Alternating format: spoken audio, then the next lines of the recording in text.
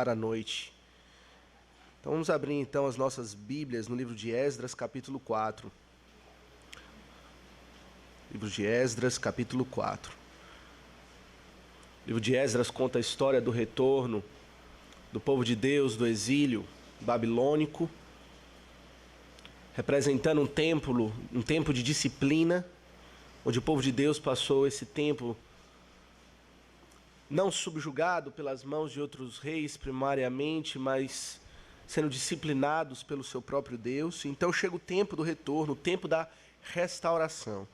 Já consideramos o capítulo 1, onde o Senhor, por meio da boca de Ciro, proclama as boas novas de restauração, por meio de um edito, libertando o povo para voltar para a terra. Consideramos o capítulo 2 também, onde vemos o povo retornando, unidos, com um só propósito, participando daquele retorno, animados, felizes por voltar à terra. Consideramos também o capítulo 3, onde podemos já ver sinais, pequenas demonstrações da grande misericórdia de Deus, onde eles restabelecem o altar do sacrifício, um símbolo do perdão de pecados que o Senhor concedeu ao povo.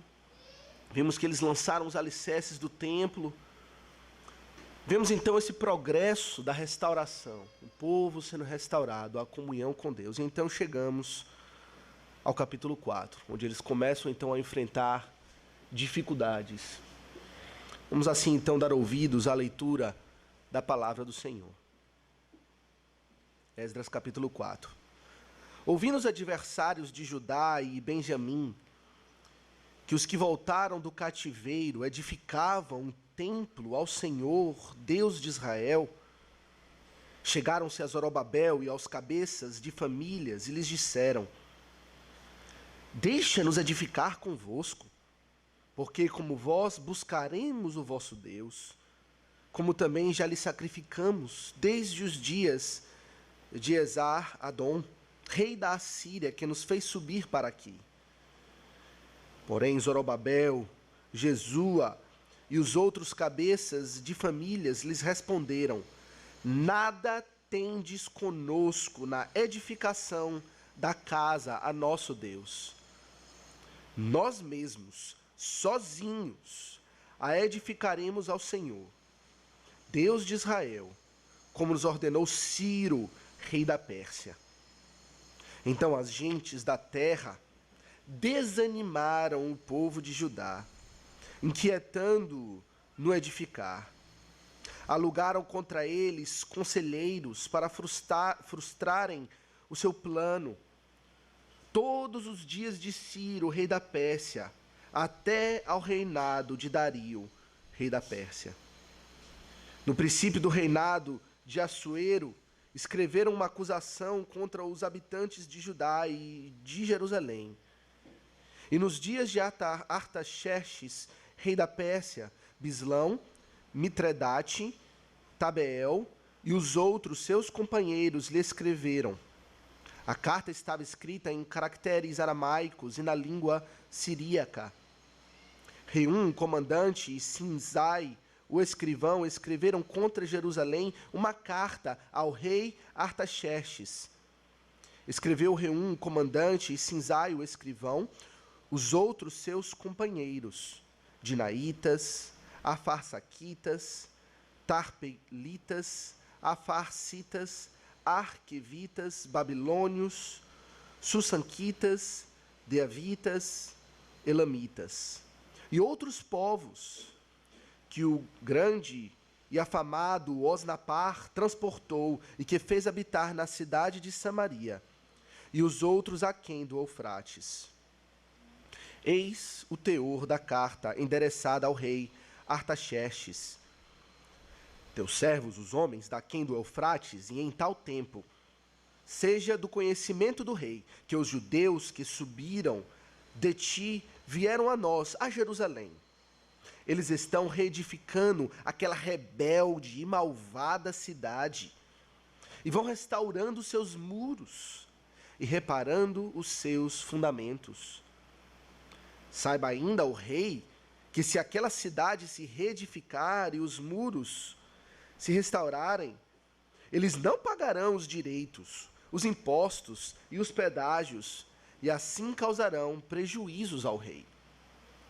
Agora, pois, como somos assalariados do rei, e não nos convém ver a desonra do rei, por isso mandamos dar-lhe aviso, a fim de que se busque no livro das crônicas de seus pais, e nele achará o rei, e saberá que aquela cidade foi rebelde e danosa aos reis e às províncias, e que nela tem havido rebeliões desde tempos antigos, pelo que foi a cidade destruída. Nós, pois, fazemos notório ao rei que se aquela cidade se reedificar e os seus muros se restaurarem, sucederá que não terá a posse das terras deste lado do Eufrates. Então respondeu o rei: a Reum, o comandante, a Sinzai, o escrivão, e a seus companheiros que habitam em Samaria, como aos restantes que estão do Eufrates, além do Eufrates, paz. A carta que nos enviastes foi distintamente lida na minha presença. Ordenando eu, buscaram e acharam que de tempos antigos aquela cidade se levantou contra os reis, e nela se tem feito rebeliões e motins. Também houve reis poderosos sobre Jerusalém, que da além do Eufrates dominaram em todo lugar, e se lhe pagaram direitos, impostos e pedágios. Agora, pois, dai ordem, a fim de que aqueles homens parem o trabalho e não se edifique aquela cidade, a não ser com autorização minha. Guardai-vos, não sejais remissos nessas coisas, porque há de crescer o dano em prejuízo dos reis. Depois de lida a cópia da carta do rei Artaxerxes perante Reum, Sinzai, o escrivão, e seus companheiros, foram eles apressadamente a Jerusalém, aos judeus, e de mão armada os forçaram a parar com a obra. Cessou, pois, a obra da casa de Deus, a qual estava em Jerusalém, e isso até o 2º ano do reinado de Dario, rei da Pérsia. Amém. Até aqui a leitura da palavra do Senhor. Vamos orar, baixar nossas cabeças e invocar o nome do Senhor.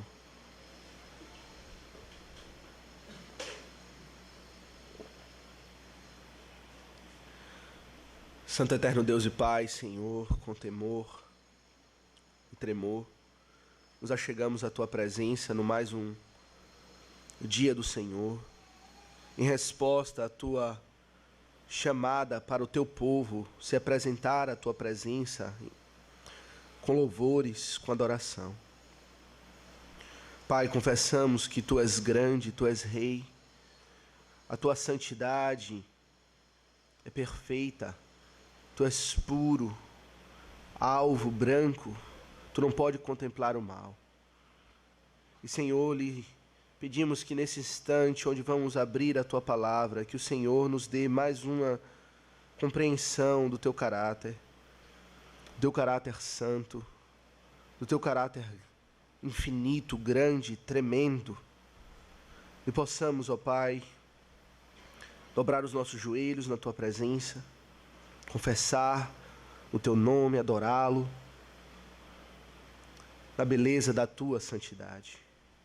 Pai, lhe pedimos que o Senhor perdoe os nossos pecados. Mais uma vez, lhe suplicamos, ó Pai, que o Senhor nos lave, que o Senhor apague as nossas iniquidades, que o Senhor leve as nossas iniquidades para terras longínquas e distantes e não se faça menção delas.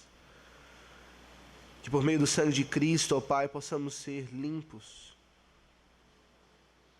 possamos lembrar do sacrifício que foi derramado de uma vez por todas na cruz do Calvário e temos as nossas consciências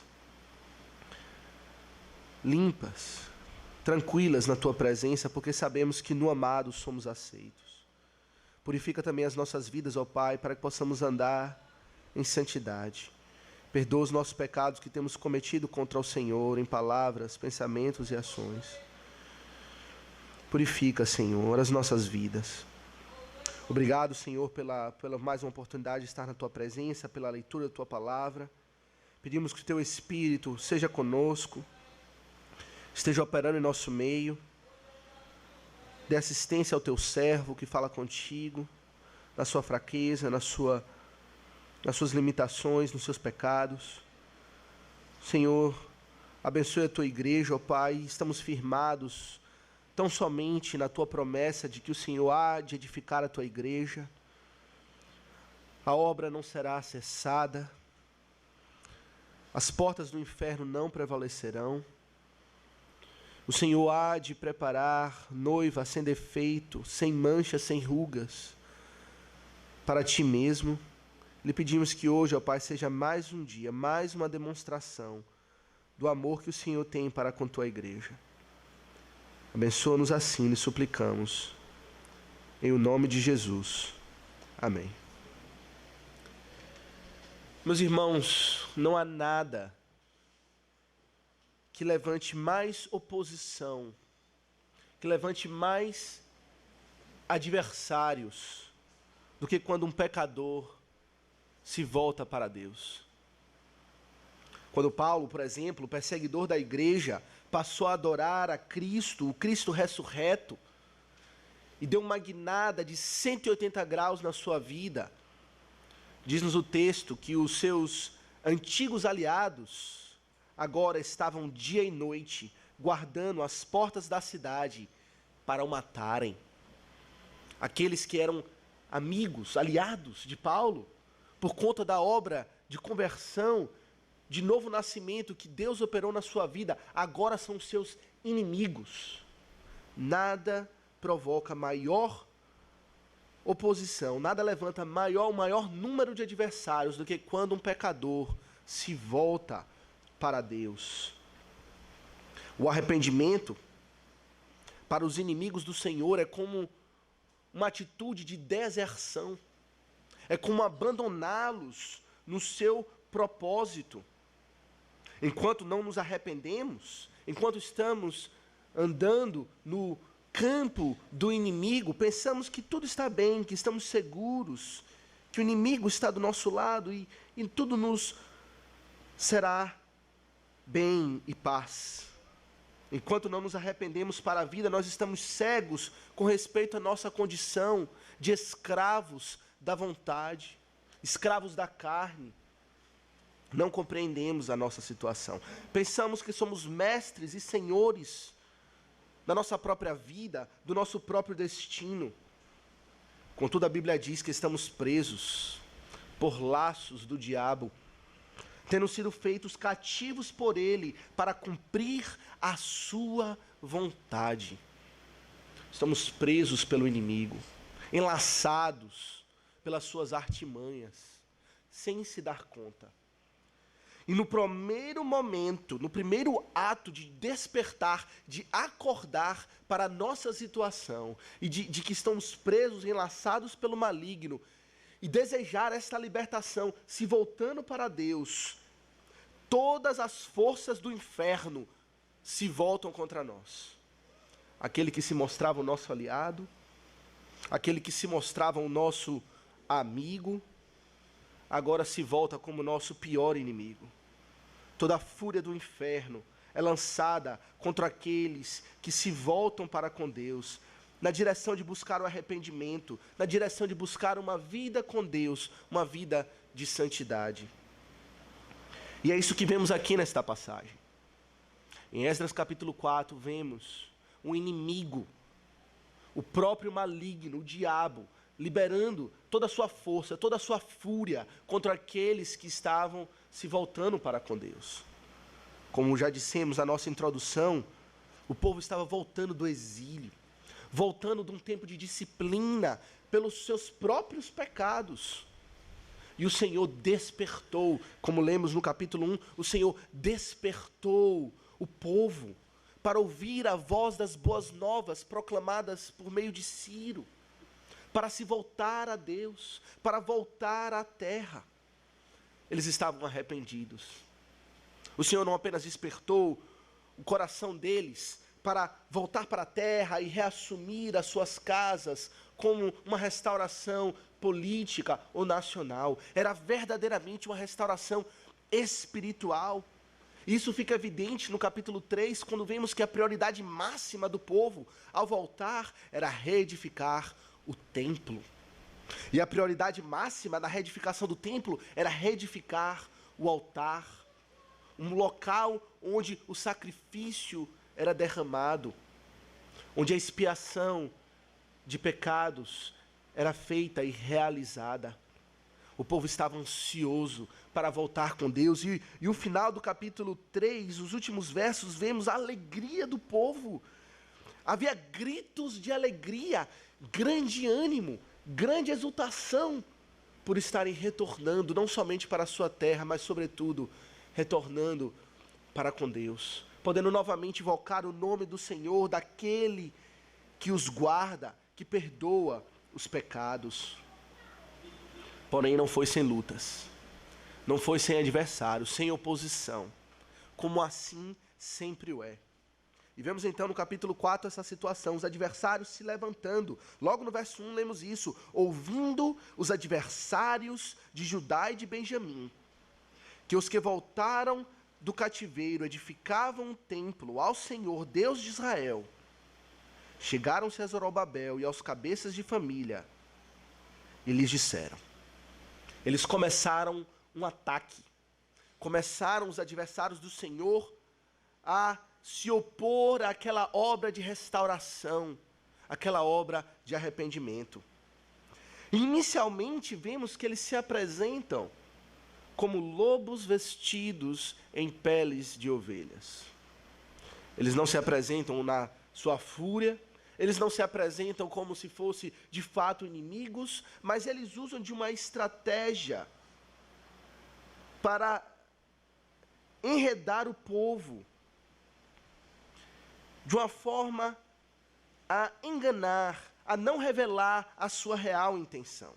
Mas antes de considerar a estratégia desse povo, precisamos explicar quem eram esses adversários de Israel. Quando eles retornaram para a terra, havia povo ali. A terra não ficou deserta, a terra não ficou desocupada. Se os irmãos lembram da história do cativeiro, quando o povo foi tirado da terra, o rei da Babilônia quis repopular aquela terra. E ele trouxe pessoas de várias nações do seu reino, do império, os mais nobres, os mais dignos. Trouxe essas pessoas para povoarem Israel, para povoarem Jerusalém. E aquele povo que ali agora estava, o povo pagão, o povo ímpio, idólatra, se misturou com o restante da terra que ficou, que não foi para o cativeiro. Os irmãos devem se lembrar que não foi o povo inteiro que foi para o cativeiro. Os piores da terra ficaram, os ladrões, os pobres, os indignos. O rei da Babilônia não levou, deixou na terra. Então houve essa mistura, esse sincretismo religioso, por assim dizer, entre os povos pagãos e o povo de Israel. Lemos a história, acho que, se não me engano, em 2 Reis, capítulo 17, que aquele povo pagão, ao entrar em Jerusalém, foram devorados por leões, porque eles não adoraram a Deus de Israel. O próprio Senhor puniu aquele povo ali, que estava numa terra santa, mas sem adorar o Deus santo. Então o rei Nabucodonosor bolou uma estratégia de trazer de volta do cativeiro alguns líderes religiosos para ensinar os pagãos, os ímpios, os idólatras, como adorar ao Deus de Israel. E assim eles fizeram, eles voltaram, ensinaram, e eles assim passaram a adorar de acordo com as prescrições de Jerusalém, mas sem abandonar os ídolos. Houve uma mistura, houve um sincretismo, de modo que aquele povo, sim, por um lado eles adoravam Jeová, o Deus de Israel, mas adoravam também aos seus ídolos. E eram esses povos que eram os adversários de Judá e de Benjamim. No Novo Testamento, eles eram denominados de os samaritanos. Eram os samaritanos que estavam ali se opondo ao povo de Israel, um povo misturado, um povo sincretista. E não é de se esperar que a primeira abordagem, a primeira estratégia desse povo que está acostumado à mistura é uma proposta de ecumenismo.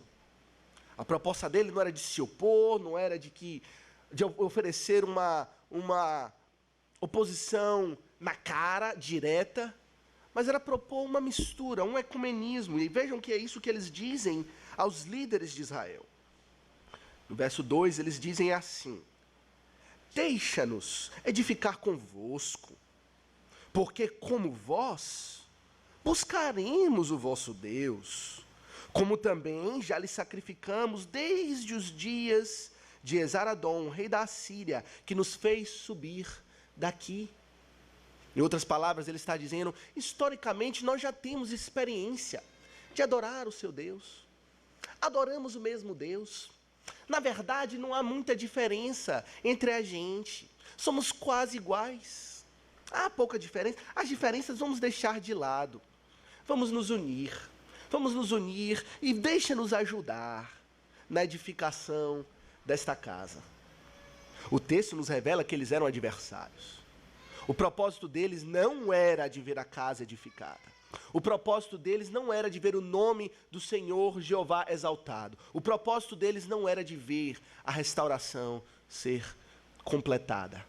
De ver o povo arrependido e zeloso no serviço do Senhor. Mas eles se disfarçam assim, com a proposta de ecumenismo. Meus irmãos, ecumenismo é a união de grupos diferentes em detrimento da verdade. É uma proposta de, vamos deixar a verdade de lado por um momento, em prol da paz, em prol da amizade e da união. Vamos nos unir e vamos assim servir. É como se eles estivessem dizendo, nós também temos sangue judaico. Historicamente, desde os tempos antigos, nós temos esse sangue correndo nas nossas veias, somos irmãos. Nós também adoraremos o mesmo Senhor, embora com algumas poucas diferenças. Meus irmãos, a proposta certamente era uma proposta atraente. Esse povo não foi sem luta que eles estavam ali edificando. Lemos no capítulo 3, que assim que eles edificaram o altar, eles às pressas inauguraram o altar antes mesmo de completar a construção do templo, porque eles estavam com medo dos adversários. Eles tinham medo desses povos que estavam ao redor, e assim eles às pressas inauguraram o altar sem mesmo ter completado a construção da casa do Senhor. Eles estavam com medo. Então chega esse povo aqui dizendo, não precisa de medo. Nós não vamos fazer mal nenhum a você. Aliás, nós vamos até lhe ajudar. Que tal? Uma proposta certamente atraente. Uma proposta que certamente foi tentadora. Afinal de contas, certamente alguns ali pensaram, qual o problema?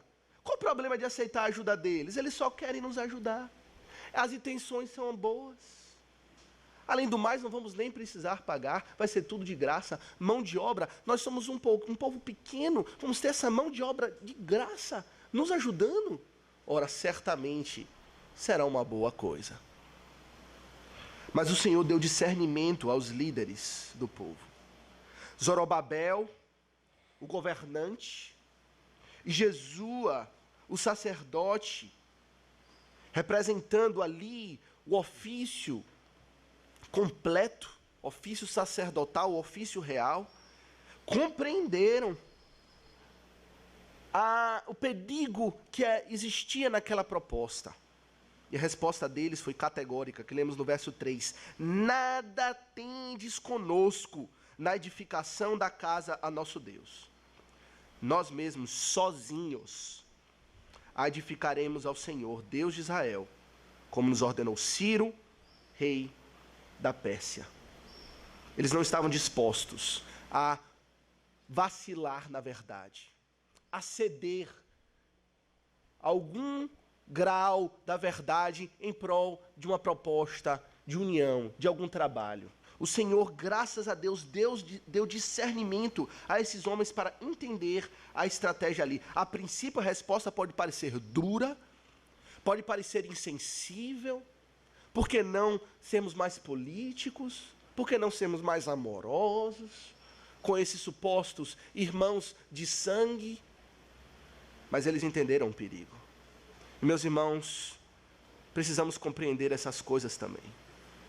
A proposta do Senhor para o seu povo era de ser um povo santo, um povo separado, um povo distinto das demais nações. E isso, a distinção maior, a grande distinção entre os povos e Israel era a verdade de Deus revelada, que eles deveriam abraçar, crer e proclamar. Não há união nessa situação.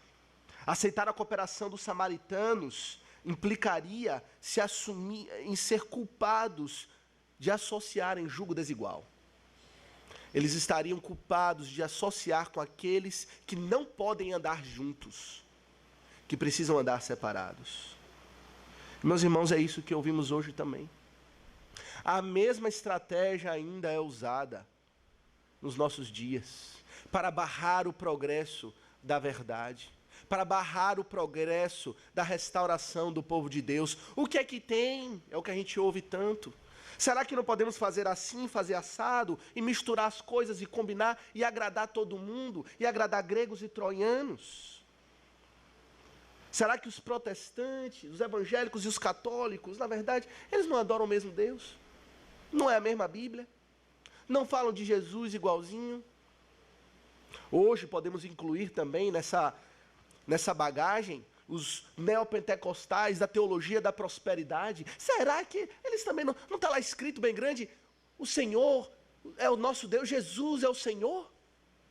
Não falam de Jesus? Não temos um parentesco histórico? Não somos todos filhos da reforma protestante? Vamos nos ajuntar. Vamos deixar a verdade aqui um pouco de lado e considerar o que é o bem maior. Meus irmãos, esses são perigos que devemos estar alertas para a restauração. A restauração é de acordo com a verdade de Deus. O Senhor Jesus disse: a verdade vos libertará. A minha palavra é a verdade. Não devemos ser guiados por essas propostas. Devemos orar para que o Senhor nos dê o discernimento de Zorobabel e de Jesua, para entender quando a verdade está em perigo, quando a verdade está sendo ameaçada. E o que está sendo ameaçado é a nossa própria restauração. Porque o que o texto nos revela é que aquela proposta de ecumenismo era uma proposta não de amigos, mas de adversários. Então eles resistiram. Eles resistiram à proposta. E tão logo eles resistiram à proposta, os lobos tiraram as peles de ovelhas. Tão logo eles confrontaram os adversários do Senhor. Rapidamente, sem pestanejar, eles mostraram que na verdade eles não eram amigos nenhum. Eles eram verdadeiramente adversários do povo. E no verso 4 e verso 5 nós lemos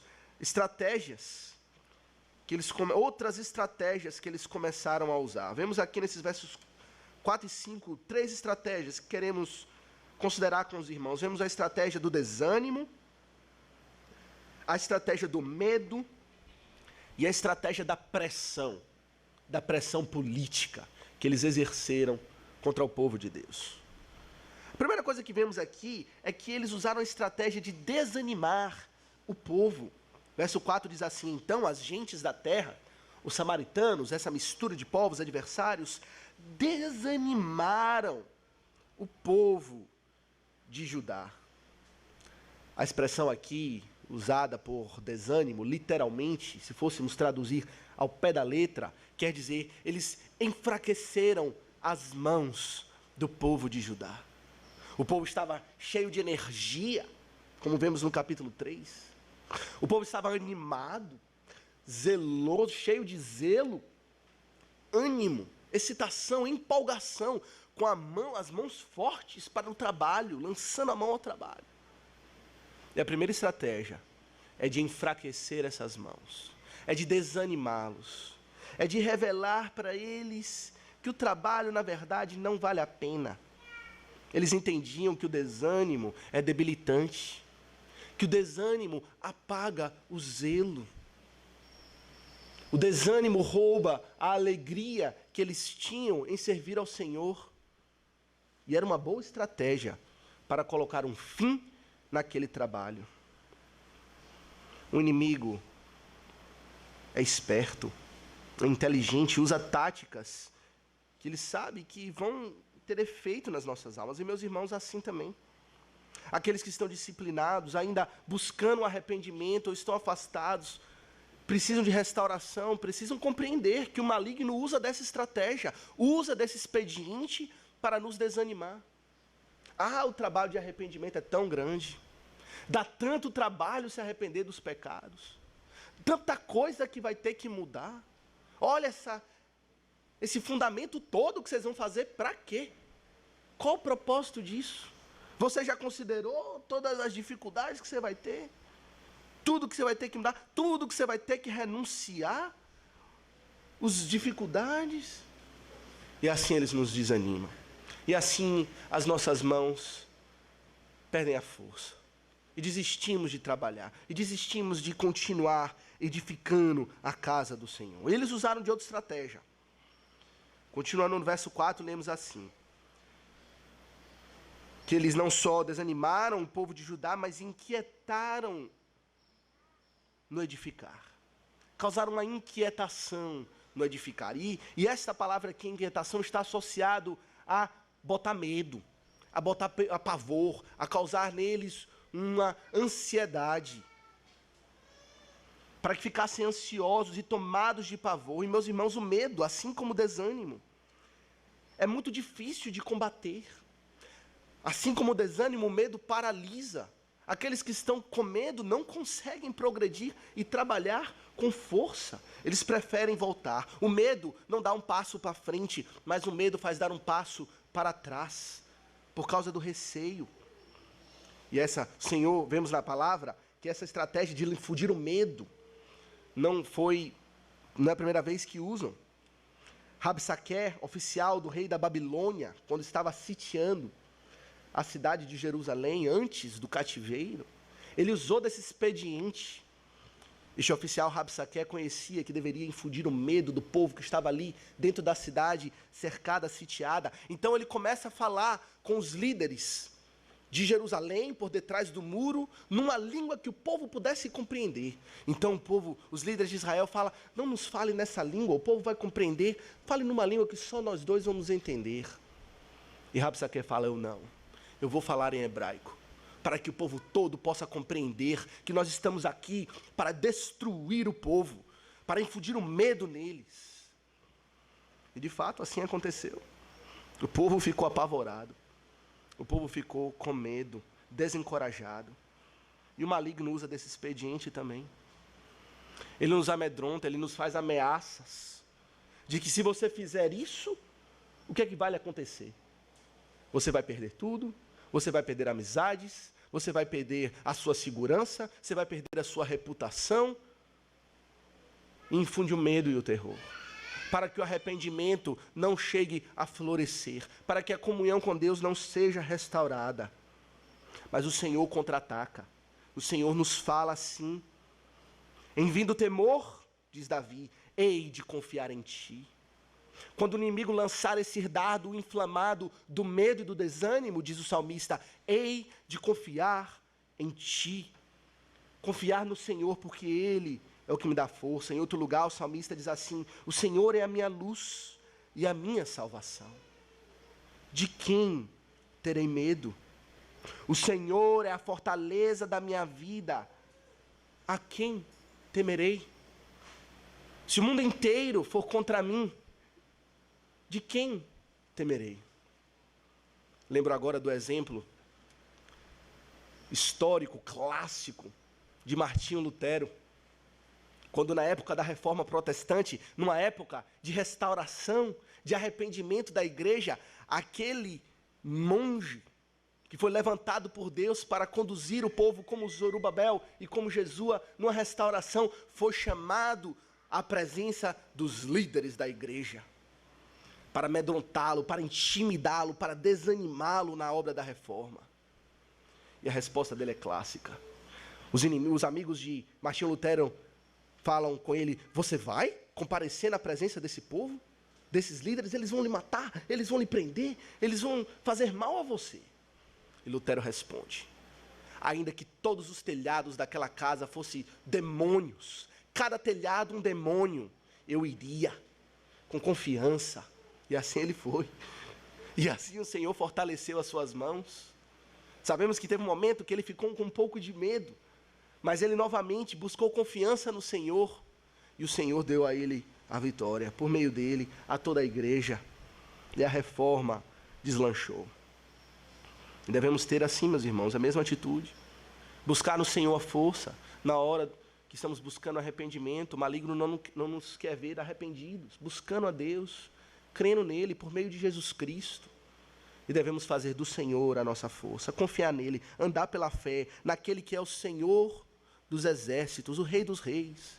Nada pode contra ele. Ele põe termo à guerra, ele causa desolação na guerra, ele quebra os carros, ele é mais forte do que o valente, o nosso inimigo. Ele pode todas as coisas. Mas continuando a observar o texto, vemos que eles usaram de uma terceira estratégia.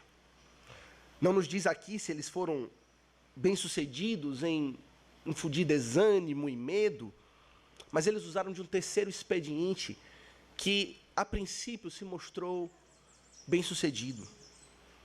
No verso 5 fala que eles alugaram contra o povo de Israel, contra eles, conselheiros, para frustrarem o seu plano todos os dias de Ciro, rei da Pérsia, até o reinado de Dario, rei da Pérsia.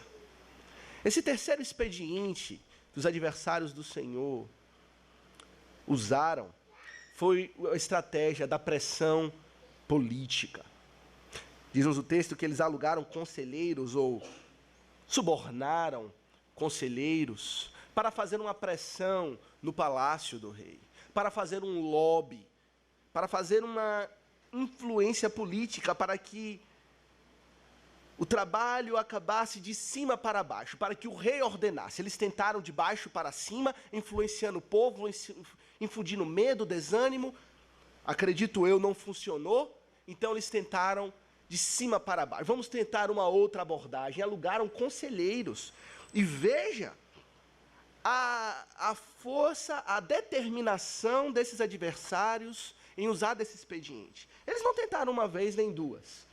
Tentaram por muitos anos. Todos os dias de Ciro, eles ficaram pressionando o rei, insistindo para que a obra fosse interrompida. Até o reinado de Dario, passou o rei, e eles não desistiram. Só nisso aqui já temos uma lição, que o adversário não se cansa. Não espere uma trégua na guerra, não espere um momento de alívio e de paz. Ele não vai parar de atacar. E por isso precisamos estar vigilantes. E eles todos os dias de Ciro, até o reinado de Dario, pressionaram o rei para que a casa de Deus não fosse edificada. E só tiveram algum progresso quando Artaxerxes se tornou rei. Depois de muito tempo, depois de muita insistência, eles conseguiram algum sucesso na sua oposição. Para intimidar o povo de Deus. Vemos no teor da carta, vemos aqui que foi escrita uma carta oficial ao rei, acusando o povo. Essa carta está escrita a partir do verso 11 até o verso de número 16. E vemos que nessa carta eles difamam o povo de Deus. Chamam Jerusalém daquela cidade rebelde e malvada. Eles acusam de que a obra que estava acontecendo ali não era boa. Aquele povo ali não vale nada. Traduzindo nos nossos dias, aquilo ali é radicalismo. Quer buscar o Senhor daquele jeito ali, com aquele zelo, em arrependimento, em fé, é radical, é rebeldia, é malvadeza, é uma seita, é um culto. E diz, ele faz mais ameaças, o rei, você não sabe as consequências dessa cidade rebelde. Se essa cidade for reedificada, eles não vão pagar os tributos, não vão pagar os impostos. Então, ao invés de ameaçar o povo, agora eles ameaçam o rei. Você está vendo o que vai acontecer? Se esse povo for restaurado, você vai ter péssimos vizinhos, inimigos. E, em parte, eles tinham razão. O povo não iria dar trégua. Se fossem reedificados, sim, eles teriam inimigos. E não iriam pagar os tributos. Em parte, eles estavam certos. Não era puramente mentira a afirmação deles. Era analisando os fatos de uma outra perspectiva, distorcendo um pouquinho dos fatos. E é assim que o inimigo faz. É essa a estratégia dele. Ele vai pegar verdades, vai distorcer e vai colocar uma outra perspectiva, uma perspectiva humana, uma perspectiva pecaminosa, para convencê-los de fazer oposição à restauração. Se esse povo se arrepender, eles agora vão guardar o dia do Senhor. É para cultuar o dia. Domingo é o dia do culto. Está vendo o problema que vai causar? Não vai poder mais trabalhar no dia do Senhor. Está vendo o que vai acontecer? Não vão pagar os impostos, vão pagar os tributos, vão ser problema na sociedade. Povo rebelde. Não é a primeira vez que o povo de Deus é chamado assim. No livro de Atos, por exemplo, vemos que os apóstolos foram mais de uma vez acusados com esse tipo de acusação. Em Atos capítulo 4, quando o povo do Senhor estava proclamando a Cristo, eles foram chamados pelos líderes e também intimidados para que eles não anunciassem o nome de Jesus, para que eles não proclamassem a Cristo. Queriam silenciar, calar a voz da igreja. Eles eram acusados de serem baderneiros, de trazerem confusão. Mesma coisa em Atos 16, quando eles estavam em Filipos, e vamos considerar um pouco disso hoje à noite, melhor o contexto. Paulo e Silas foram acusados de trazer perturbação à cidade, de serem baderneiros, trazer confusão, de que o anúncio do evangelho, na verdade, é uma coisa ruim. E nesse caso, tiveram sucesso. Paulo e Silas foram encarcerados por conta desse fato. Sucesso por um tempo, que o Senhor os libertou. E Deus está no controle de todas as coisas, meus irmãos. O que precisamos compreender a partir dessa história e dos outros fatos bíblicos de intimidação política, externa, pressões que vêm de cima para nos intimidarem, é que o Senhor está no controle de todas essas coisas. Nada foge do controle dele. E quando Paulo escreveu aos Filipenses, que estavam amedrontados com a intimidação, veja o que ele disse. Ele falou o seguinte: quero ainda cientificar-vos de que as coisas que me aconteceram, a intimidação, têm antes contribuído para o progresso do evangelho. Você vê essas cadeias, você vê esses adversários, as armas que foram levantadas, como lemos aqui em Esdras 4, as armas que foram trazidas para forçar o povo a parar a obra da casa do Senhor. Essas coisas, na verdade, diz o apóstolo Paulo, têm contribuído para o progresso do evangelho. Não temos medo de intimidação.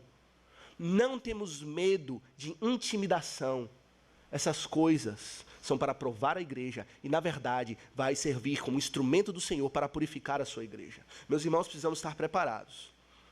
Não queremos ser alarmistas, mas os tempos mostram que estamos caminhando para dias difíceis. Nos nossos tempos, dia de intimidação política também. Até a minha geração, a intimidação era de uma outra natureza. Era mais social, familiar, informal. Agora, está se caracterizando, no nosso contexto, na nossa geração, intimidação formal.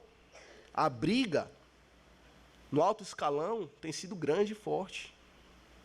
Não temos medo da intimidação.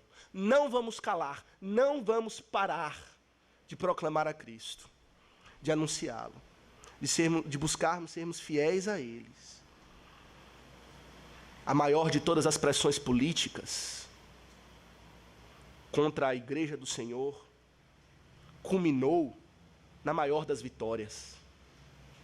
Se os irmãos se lembram do Evangelho, Cristo foi à cruz por meio de pressão política, por meio de conspirata política entre os judeus e os romanos, é que Cristo foi crucificado. É que o Senhor Jesus derramou o seu sangue. Por um lado, eles pensavam, conquistamos, agora somos vitoriosos.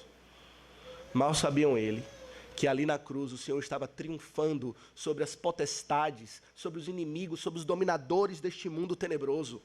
Não temos medo de intimidação. A cruz é a nossa espada, é a nossa força. É o maior símbolo de que intimidação não vai derrubar a igreja. Isso também se aplica no nível pessoal. Não só no nível corporativo da igreja, que não será intimidada por pressões, mas se aplica também no nível pessoal. Muitos de nós sofremos intimidações. Eu acho que é corriqueiro. Se eu puder sentar com qualquer um aqui, e eu já fiz com alguns de vocês, e conversar um pouco sobre a sua vida espiritual, todos temos uma história para contar de intimidação, algum tipo de intimidação que sofremos por conta do desejo de servirmos ao Senhor de forma zelosa. Para que paremos com isso, para que abandonemos essa coisa de servir ao Senhor. Às vezes não é colocado dessa forma, às vezes é ainda com as peles de ovelhas, a intimidação. E devemos nos lembrar que isso não deve nos parar, que devemos prosseguir, nos arrependendo, buscando a Deus, zelosos de boas obras, com fé nele. Mas o que foi que aconteceu nessa história? No verso 24, temos algo triste. Diz assim: cessou, pois, a obra da casa de Deus. Cessou, pois, a obra da casa de Deus, a qual estava em Jerusalém. Aparentemente, Artaxerxes teve a palavra final. Tentaram daqui, tentaram de lá, tentaram ecumenismo, se juntar, não deu certo, tentaram infundir medo, não deu certo, tentaram desanimar, não deu certo, tentaram pressão política por anos, finalmente conseguiram. Cessou a obra na casa de Deus. Muitas vezes sentimos isso na nossa vida.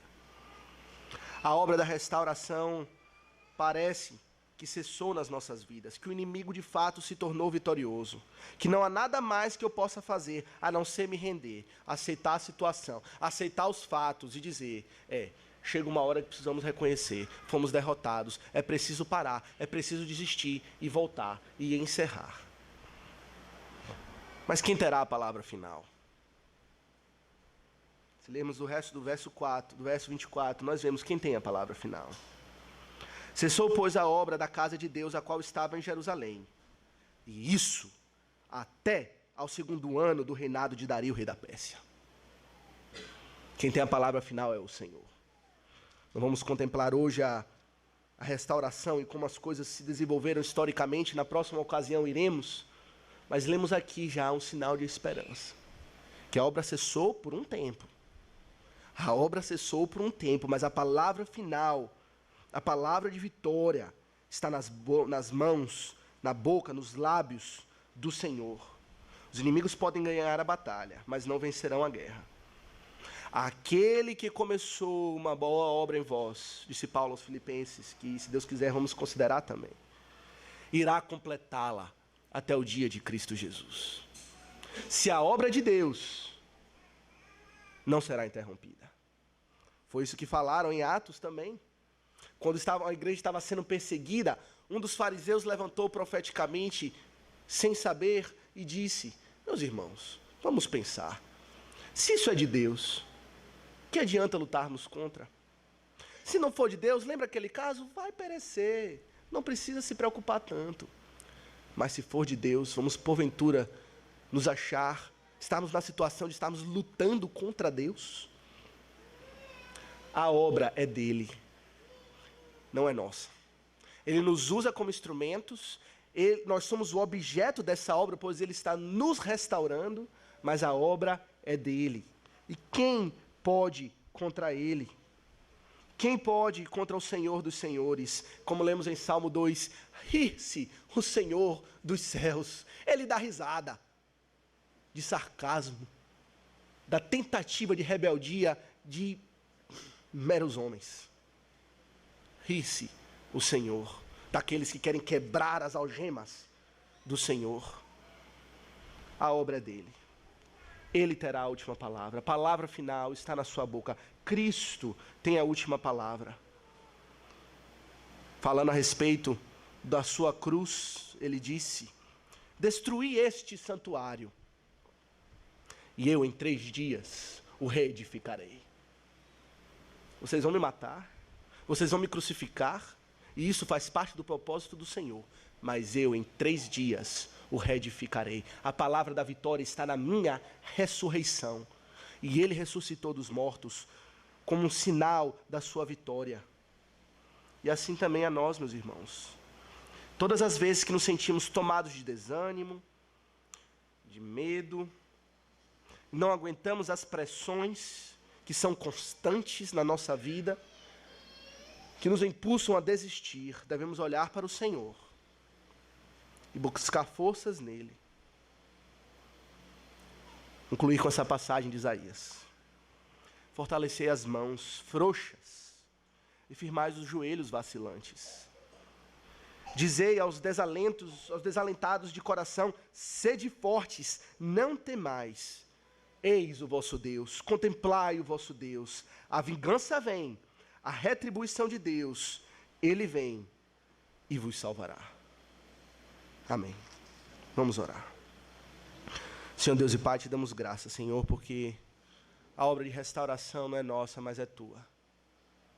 O Senhor edificará a tua igreja, e nem todas as forças do inferno, nem toda a fúria infernal poderá resistir ao poder de Cristo Jesus. Sabemos que isso será verdade na igreja, sem sombra de dúvida, mas lhe suplicamos, ó Pai, que isso seja verdade na vida dos indivíduos que estão aqui, das almas que estão aqui. Todos nós, ó Pai, somos atacados com propostas, com os estratagemas do maligno. E todos nós, por vezes, somos tomados de desânimo, de medo, e não aguentamos as pressões. Lhe suplicamos, ó Pai, que o Senhor restabeleça os nossos joelhos frouxos, as mãos descaídas, e nos fortaleça.